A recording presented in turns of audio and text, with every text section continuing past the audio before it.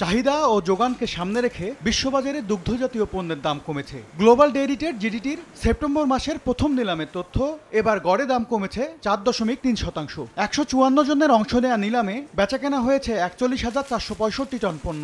গড়ে দাম পড়েছে $4,043।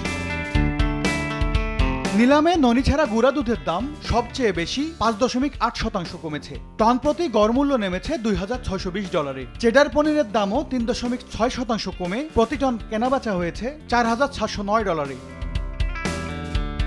ননিযুক্ত গুঁড়া দুধের দাম কমেছে 5.3%। টন প্রতি গড় মূল্য হয়েছে $3,809। তবে এ দফায় নিলাম হয়নি ল্যাকটোজের।